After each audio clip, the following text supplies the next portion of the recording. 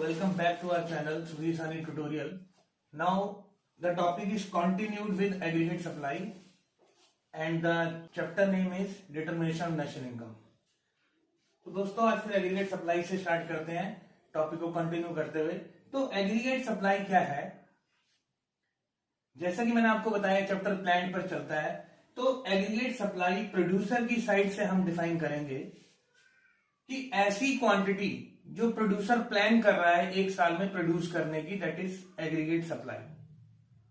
और जो भी वो प्रोडक्शन करेगा गुड्स या सर्विसेज का, उसको हम मार्केट वैल्यू पर कैलकुलेट करते हैं। और इसको कैसे डिफाइन कर सकते हैं आइए देखिए। कैसे मैंने डिफाइन किया है कि aggregate supply refers to the market value of final goods and services. खाली final goods and services count होंगे, इंटरमीडिएट बिल्कुल भी नहीं, आप जैसे जानते हैं। That all the producer in an economy are planning to produce. आप यदि देखिए नेशनल इनकम क्या होता है, नेशनल इनकम भी यही होती है कि सभी फाइनल गुड्स एंड सर्विसेज की मार्केट वैल्यू को नेशनल इनकम बोला जाता है। तो इसलिए aggregate supply is nothing but the national income. आप लिख सकते हैं इसको, aggregate supply nothing but the national income. ये कुछ नहीं है, नेशनल इनकम ही है। और जैसे कि आप जानते हैं नेशनल इनकम का क्या हो सकता है, यदि मैंने कोई इनकम कमाई उसको मैं क्या करूंगा, या तो मैं कंज्यूम करूंगा या फिर मैं उसको सेव करूंगा। तो इसके कंपोनेंट हम कैसे डिफाइन कर सकते हैं, aggregate supply equal to consumption plus saving. These two are the components. Consumption and savings are the components of aggregate supply. और लास्ट अपने टॉपिक में हमने आपको कंजम्पशन के बारे में अच्छे से बता दिया था। तो आज हमें बात करनी है सेविंग्स की।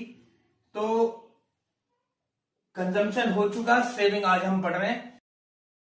तो देखिए सेविंग्स के बारे में पढ़ते हैं। सेविंग्स क्या है? सेविंग बेसिकली तभी होंगी जब आप इनकम कमाएंगे। तो सेविंग क्या है? It is that part of income that is not consuming. ये वो पार्ट है इनकम का जिसे आपने कंज्यूम नहीं किया, या इनकम आपकी कंजम्पशन करने के बाद क्या बची, दैट इज योर सेविंग। तो सेविंग इक्वल टू इनकम में से आप कंजम्पशन लेस कर दीजिए, आपकी सेविंग आ जाएगी। हमने आपको कंजम्पशन का फंक्शन पढ़ाया था, आज इसी तरीके से सिमिलर तरीके से सेविंग का फंक्शन पढ़ना है। सेविंग फंक्शन सेम वैसे ही डिफाइन करेंगे जैसे हमने कंजम्पशन फंक्शन डिफाइन किया था। तो क्या है? It expresses the functional relationship between income, कौन सी इनकम? डिस्पोजेबल इनकम आप लिख सकते हैं, चाहे ब्रैकेट में चाहे डायरेक्ट भी लिख सकते हैं, एंड सेविंग्स। देखिए मैं सिंबॉलिकली लिख रहा हूं, saving equal to function of disposable income. This Y D stand for disposable income. तो saving is the function of disposable income. और आप देखिए एक जनरल सेंस में बात की जाए, जैसे हमारी इनकम बढ़ेगी कंजम्पशन भी बढ़ेगी और प्लस सेविंग भी बढ़ेंगी। बढ़ी हुई इनकम को मैं सेग्रीगेट कैसे करूंगा, या तो अपनी कंजम्पशन बढ़ाऊंगा या सेविंग बढ़ाऊंगा। तो दोनों का ही डायरेक्ट रिलेशनशिप है। अगला टॉपिक देखिए, सेविंग फंक्शन को जैसे कंजम्पशन फंक्शन को प्रोपेंसिटी टू कंज्यूम कहते थे, ऐसे सेविंग फंक्शन को प्रोपेंसिटी टू सेव भी बोलते हैं। अब देखिए प्रोपेंसिटी टू सेव या सेविंग फंक्शन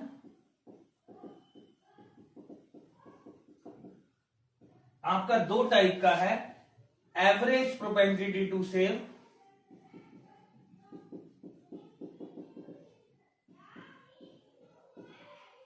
जिसे आप एपीएस से डिनोट कर सकते हैं, APS average propensity to save. और दूसरा है आपका मार्जिनल प्रोपेंसिटी टू सेव, जिसे आप एमपीएस से भी डिनोट कर सकते हैं।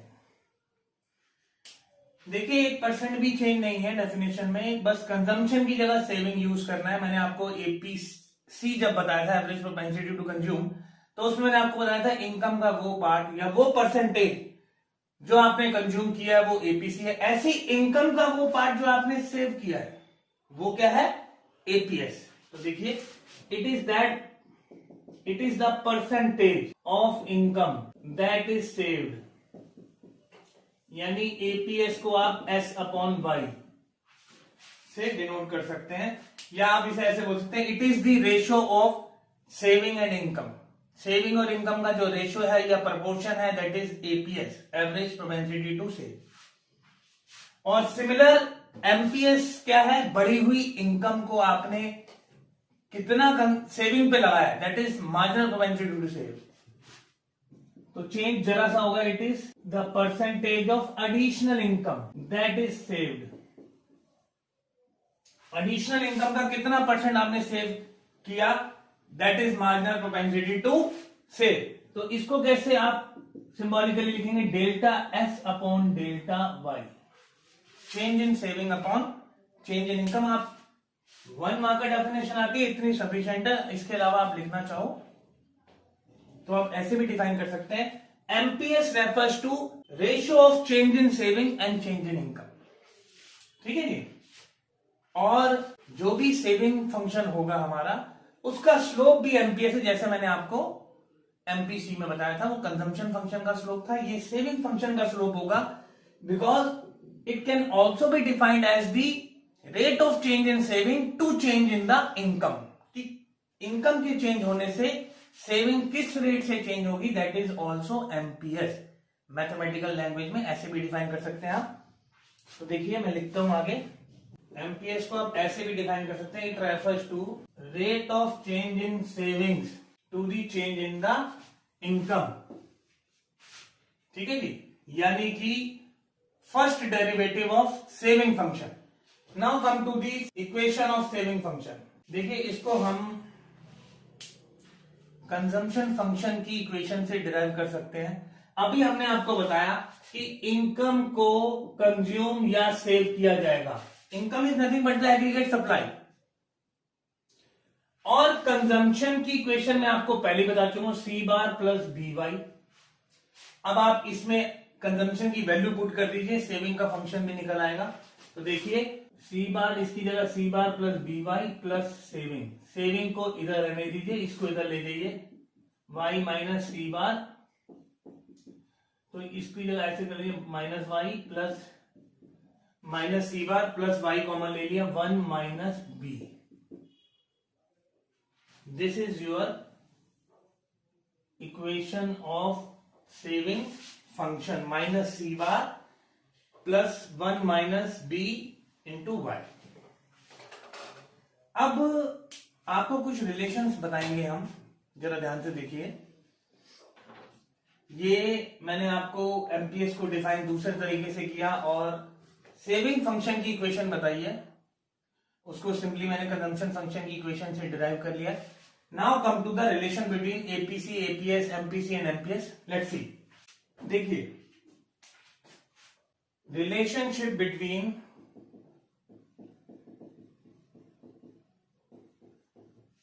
APC, average propensity to consume, and APS.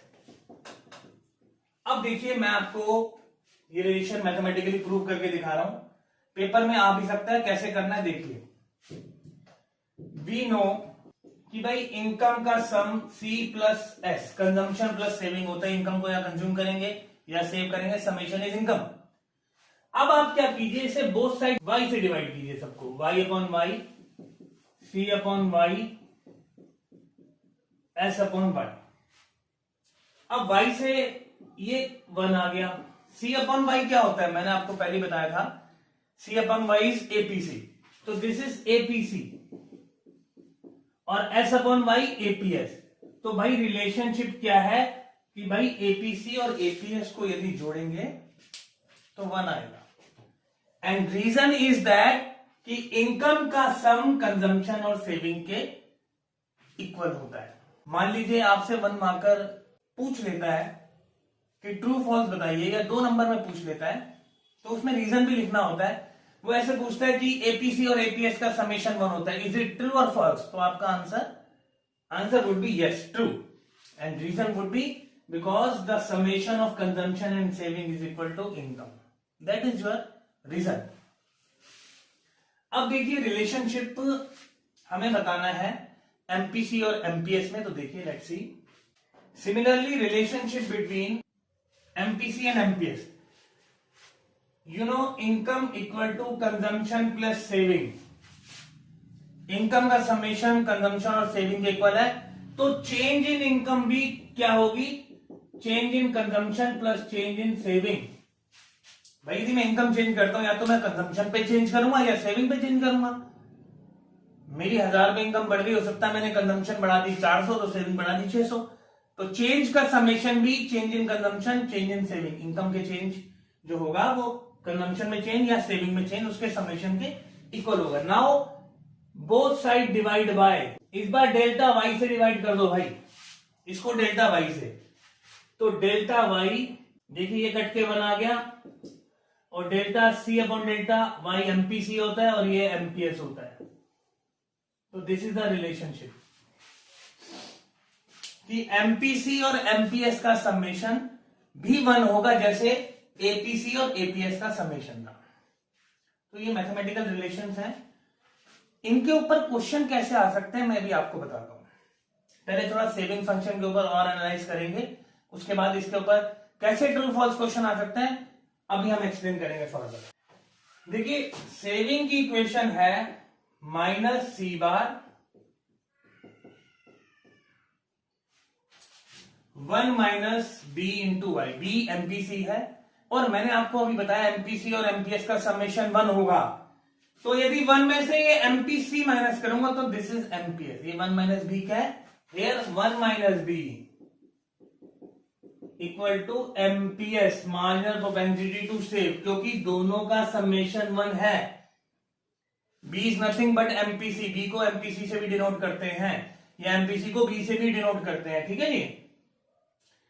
अब आगे एक चीज देखिए, जो कंजम्पशन की इक्वेशन थी वो थी सी bar plus B into Y. जैसे मैंने आपको बताया था कि भाई कंजम्पशन में एक पोर्शन ऐसा होगा जो जीरो इनकम पर भी स्टिल कंजम्पशन होगी अपनी पास सेविंग में। तो सेविंग नेगेटिव सी बार से क्यों स्टार्ट हुई है, क्योंकि ये वही है कि जब इनकम जीरो थी तो कंजम्पशन कुछ ना कुछ थी। तो ये माइनस सी बार क्या है, this is dissavings, here minus C bar is dissavings. ये डिस सेविंग्स है आपकी, जो आपने जीरो इनकम पर भी कंजम्पशन की है, दैट इज माइनस सी बार, ठीक है जी। अब यदि मैं इनकम और सेविंग में रिलेशन बताऊं तो पॉजिटिव ही है। मैं इसका ग्राफ प्लॉट करना चाहूं सेविंग्स का, graphical presentation of saving function, तो देखिए जब मेरी इनकम जीरो होगी तो सेविंग क्या होगी, जब इनकम जीरो मान लो तब भी कंजम्पशन 100 है, अज्यूम कर रहा हूं, तो सेविंग क्या होगी -100। इसका मतलब सेविंग का ग्राफ नेगेटिव जोन से स्टार्ट होगा, यानी इनकम यहां पर इनकम है मेरी, यहां पर मेरी सेविंग्स है, तो ये इसका सेविंग नेगेटिव, जो सेविंग इस एक्सिस पे है तो नेगेटिव नीचे जाएगा, इसका मतलब सेविंग फंक्शन कहीं नेगेटिव से यहां से स्टार्ट होगा। और रिलेशन इनकम के साथ क्या डायरेक्ट है तो ये पॉजिटिव स्लोप भी होगा। तो ये ग्राफ ऐसे बनेगा जी, this is your saving function, graph of saving function, this is S, इसको आप एस बार कह लीजिए, और जो ये पोर्शन है जितने ये लेंथ है माइनस सी बार, ये पोर्शन माइनस सी बार है, दिस सेविंग, जिसे आप डिस सेविंग बोलेंगे। तो saving curve is also a positive sloped curve but start from the negative, negative से स्टार्ट होगा, जो क्या इंडिकेट कर रहा है, that is your dissaving. Zero income पर कंजम्पशन होने की वजह से सेविंग नेगेटिव होगी, दैट इज पास सेविंग में से खर्च कर रहा है। कंज्यूमर इनकम ना होने के बावजूद भी कंज्यूम कर रहा है, कहां से कर रहा है, अपनी पास सेविंग में, तो उस समय सेविंग उसकी नेगेटिव जा रही है, तो this portion dissaving, this is positive slope curve because there is direct relationship between income and saving. जैसे जैसे इनकम बढ़ेगी सेविंग में तो बढ़ना ही है, ठीक है जी। तो ये ग्राफ है आपका सेविंग फंक्शन का। नेक्स्ट टॉपिक देखेंगे जी अब। नाउ अब हम क्या पढ़ेंगे भाई, हमने सेविंग भी देख लिया, ग्राफ कैसे बनता है, कंजम्पशन हम पहले ही देख चुके हैं, अब हमने पढ़ना है एग्रीगेट सप्लाई का कर्व कैसे बनेगा। तो देखिए ग्राफिकल प्रेजेंटेशन पढ़ना है इसका। मैंने जैसा कि आपको बताया कि aggregate supply is nothing but the national income, तो इसको हम इनकम से भी डिनोट कर सकते हैं। अब जब मैं ग्राफ बनाता हूं तो यहां मेरा इनकम या आउटपुट आता है एक्स एक्सिस पे, और यहां मेरा टोटल एक्सपेंडिचर आता है, चाहे मैंने वो कंजम्पशन पे किया है चाहे सेविंग पे खर्च किए पैसे या उसको जोड़े हैं। तो हियर इज प्लान्ड एक्सपेंडिचर या प्लान्ड टोटल एक्सपेंडिचर या टोटल स्पेंडिंग भी बोल सकते हैं आप। टोटल स्पेंडिंग्स, क्या खर्चा किया। तो आपको मैं पहले बता दूं, हमने जो इनकम कमाई सारी की सारी स्पेंड कर दी, या तो कंजम्पशन पे या सेविंग पे। इसका मतलब जो आउटपुट की वैल्यू है वो बिल्कुल स्पेंडिंग के इक्वल होगी। जब दोनों एक्सिस पे चीज इक्वल होगी तो भाई ग्राफ कैसा बनेगा, it would be a 45 degree line starting from the origin. तो देखिए it would be a 45 degree line. क्यों भाई, ये जो ग्राफ है ये 90 डिग्री का एंगल है, तो इस पे यदि मेरी दोनों चीजें सेम हो तो ग्राफ 100% 45 डिग्री की लाइन बनेगा। और क्या लिख सकते हैं इसको कि भाई any point taken on the aggregate supply function और curve, any point taken on this curve will be equidistant from both the axis. तो देखो मैं लिख रहा हूं, नीचे देखिए लिख रहा हूं मैं इस बात को, ये क्वेश्चन आता है स्पेशली कि एग्रीगेट सप्लाई फंक्शन आपका 45 डिग्री की लाइन क्यों होता है। तो देखिए aggregate supply curve is a 45 degree line, या आप लिखिए अपवर्ड स्लोपिंग लाइन, क्योंकि पॉजिटिव स्लोप है, मैं आपको बता ही चुका हूं। Starting from the origin, origin से स्टार्ट होगा। Any point taken on the aggregate supply curve will be equidistant from both axes। यानी मैं ये पॉइंट यहां लेता हूं, कोई भी, तो ये जितना डिस्टेंस है इतना ही डिस्टेंस ही होगा भाई, बिल्कुल। यदि 45 डिग्री लाइन है तो सेम डिस्टेंस होगा। देखिए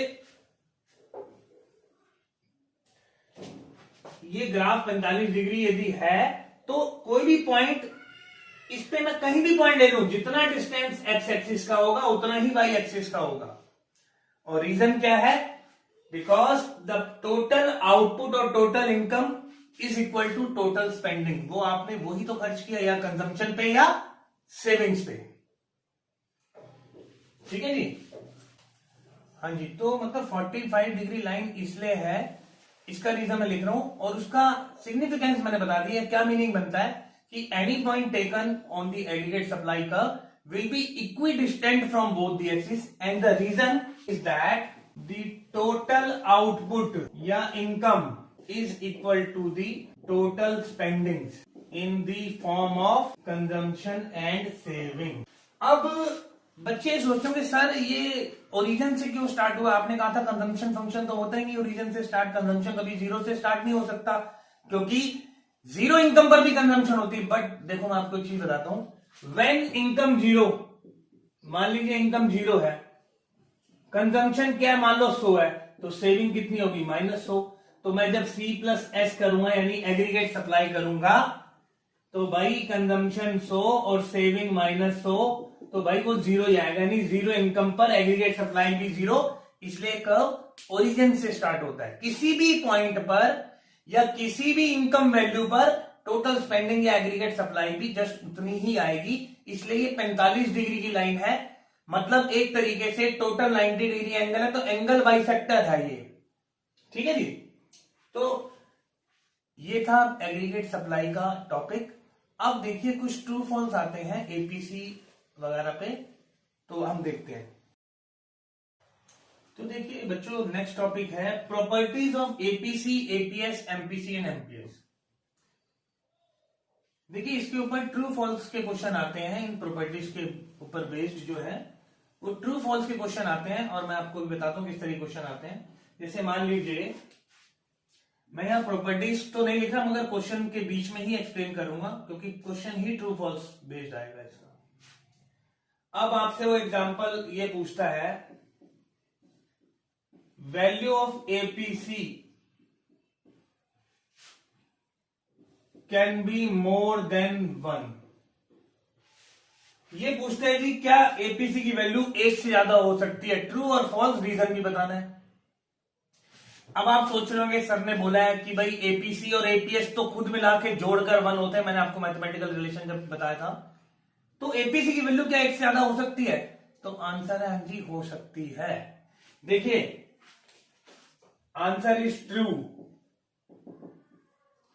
value of APC greater than 1 जब आपकी कंजम्पशन इनकम से ज्यादा होगी। और कंजम्पशन इनकम से ज्यादा कब होती है, स्टार्टिंग में जब इनकम कम होती है, भाई जीरो इनकम पर ही कंजम्पशन होती है, तो जब इनकम धीरे धीरे बंदे की बढ़ती है, जीरो से कुछ बढ़ेगा तो अभी कंजम्पशन इनकम से ज्यादा ही रहेगी। सपोज कंजम्पशन है 500, बंदा कमा रहा है अभी 100 रुपए, तो 400 रुपए कहां से ला रहा है, अपनी पास सेविंग में से कर रहा है, दैट इज डिस सेविंग्स। तो इस केस में एपीसी सी अपॉन वाई यानी 500 अपॉन 100, तो भाई हो सकती है। अब आप ये सोचेंगे सर एपीसी की वैल्यू यदि 5 है तो एपीएस क्या होगा, उस समय -4 होगा, तभी तो मिला के जोड़ के बनाएगा। एपीएस नेगेटिव हो सकता है क्योंकि सेविंग उस समय यहां पर यदि कंजम्पशन 500 है, इनकम 100 है, तो सेविंग -400 है, तो एपीएस की वैल्यू क्या है, -400 अपॉन 100 यानी -4, और जोड़ेंगे तो दोनों को जोड़ के 1 ही आना है जो उसकी प्रॉपर्टी है। ठीक है जी। Value of APC can be 0, APC की वैल्यू 0 हो सकती है, ट्रू और फॉल्स। देखिए मैं आपको बताऊं, कंजम्पशन ही 0 कभी नहीं हो सकता, तो एपीसी कहां से 0 होगा जी। कंजम्पशन इवन 0 इनकम पर भी होता है, दैट इज ऑटोनोमस कंजम्पशन, तो एपीसी कभी 0 नहीं हो सकता, तो ये है false, because consumption can not be 0, consumption कभी 0 नहीं हो सकता, तो एपीसी भी कभी 0 नहीं हो सकता। ठीक है। अब देखिए next, value of APS can be more than 1, APS की वैल्यू 1 से ज्यादा हो सकती है। भाई कंजम्पशन तो इनकम से ज्यादा हो सकता है, सेविंग इनकम से ज्यादा नहीं हो सकती, तो ये आंसर बिल्कुल फॉल्स है, फॉल्स, बिकॉज सेविंग कभी भी इनकम से ज्यादा नहीं होगा, saving can not exceed income, that is savings can not exceed income, income से ज्यादा सेविंग नहीं हो सकती, इनकम से ज्यादा कंजम्पशन हो सकती है, पास सेविंग में से हम खर्च कर सकते हैं, मगर सेविंग कभी ज्यादा नहीं होगी, तो ये बिल्कुल गलत है। Value of APS can be 1, क्या एपीएस की वैल्यू 1 हो सकती है। अब देखिए एपीएस की वैल्यू यदि 1 होगी तो इसका मतलब एपीसी को 0 होना पड़ेगा, क्योंकि दोनों मिला के 1 होते हैं, तो इसका मतलब ये भी क्या है, फॉल्स है, false, because whole income can not be saved, सारी की सारी इनकम सेव्ड नहीं कर सकते, consumption is still there, consumption तो भाई वहां होगी ही होगी, इवन एट 0 इनकम, चाहे इनकम 0 ही क्यों ना हो, तो इसका मतलब एपीएस की वैल्यू कभी भी 1 भी नहीं हो सकती। ठीक है जी। नेक्स्ट देखिए, value of APS can be negative, APS की वैल्यू नेगेटिव हो सकती है क्या। अभी हमने पढ़ा कि भाई 100 रुपए कमा के और 500 कंज्यूम कर ले तो सेविंग तो नेगेटिव है, तो ईपीएस क्या होगा, नेगेटिव, बिल्कुल ट्रू है, answer is true, it is possible when consumption is greater than income, that is savings are negative, यानी कि जब डिस सेविंग्स होंगी तब भाई ये पॉसिबल है कि एपीएस की वैल्यू क्या होगी, नेगेटिव आएगी। ठीक है जी।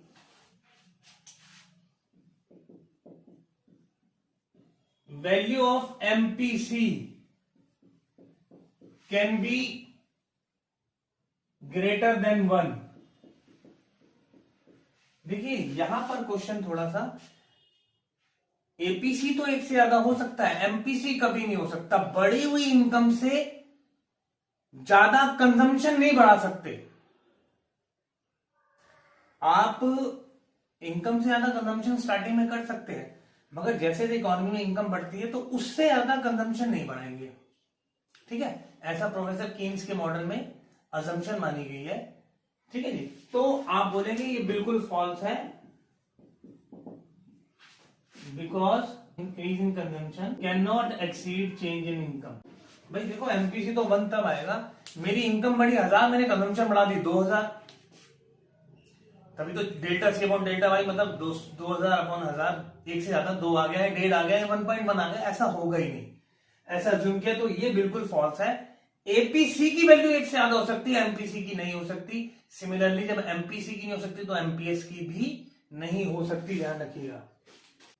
ये 6th एग्जांपल, ये 7th है। Value of MPC can be 0। भाई एपीसी 0 नहीं हो सकता, मगर एमपीसी हो सकता है। हो सकता है बट आपकी इनकम पहले ही इतनी ज्यादा है कि आपकी जरूरतें पहले ही अच्छे से पूरी हो रही हैं, तो उस केस में क्या होगा, मेरी जितनी भी इनकम बढ़ी मैंने सारी की सारी सेव कर दी, मैंने कंज्यूम नहीं की, गुंजाइश ही नहीं है कंज्यूम करने की। पहले बहुत जितना खर्चा करते हैं मोर देन सफिशिएंट था, अब अचानक से इनकम बढ़ भी गई तो मैं उसको नहीं कर रहा, कंजम्पशन में बढ़ा रहा। ऐसा हो सकता है, यस ये ट्रू है बिल्कुल। ये कब पॉसिबल है, possible when additional income is Holi saved, पूरी की पूरी या फुल्ली सेव्ड, पूरी की पूरी सेव की है, कंजम्पशन पे उसको यूटिलाइज ही नहीं किया। ठीक है जी, तो ये पॉसिबल है। सिमिलरली यदि ऐसा आ जाए कि एमपीएस की वैल्यू 0 हो सकती है, हाँ जी, जब पूरी की पूरी एडिशनल इनकम आपने कंज्यूम किया है तो 100% उस समय एमपीएस 0 होगा, यानी कि जो proportion of additional income that is saved is 0। ठीक है जी।